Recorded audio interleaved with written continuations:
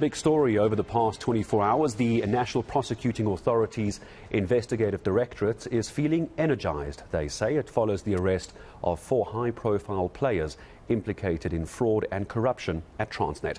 It's confident even more arrests will be made in the multi-million rand locomotives tender. As big names, former CEO Brian Molefe, CFO Anuj Singh and 2 others have been released on 50,000 rand bail. Meanwhile, another former CEO, you'll know the name, Siyabonga Gama, appeared at the Specialized Crimes Court. On that story for us, eNCA's Manqoba Mchunu. Almost a decade after one of the biggest heists at Transnet, it appears the net is finally closing in on those implicated in widespread corruption. The latest to be arrested, former CEO Brian Molefe and former CFO Anuj Singh, have appeared in court alongside directors from the Gupta-linked regiments and Trillion. This emanates from about various transaction advisory services that took place around the contracting or getting on board the 1064 locomotive deal.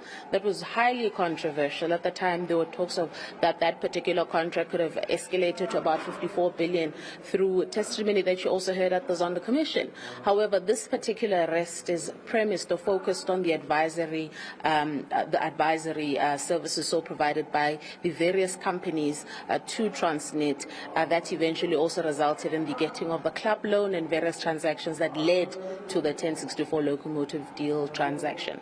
6 other suspects appeared in court, among them another former Transnet CEO Siyabonga Gama and acting CFO Gary Peter. They are accused of defrauding Transnet of over 90 million rand in 2015.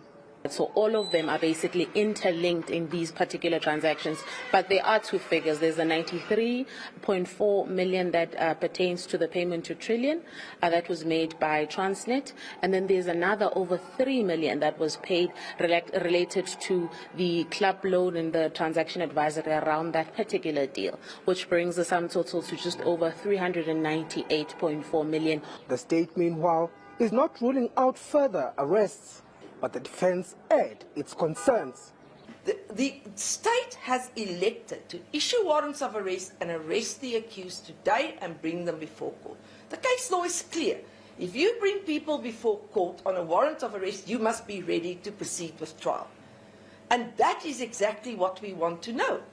The state cannot expect us at this stage, if their intention is to still join the Guptas for whom they applied to be extradited to this country, that we should sit here and sit on our laurels for the next year or 2 or 3, as long as that's going to be.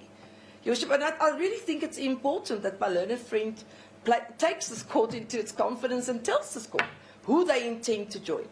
The former executive faced charges of contravening the Public Management Finance Act, fraud, money laundering and more. Their case has been postponed to the 14th of October. Manqoba Mchunu, Palm Ridge.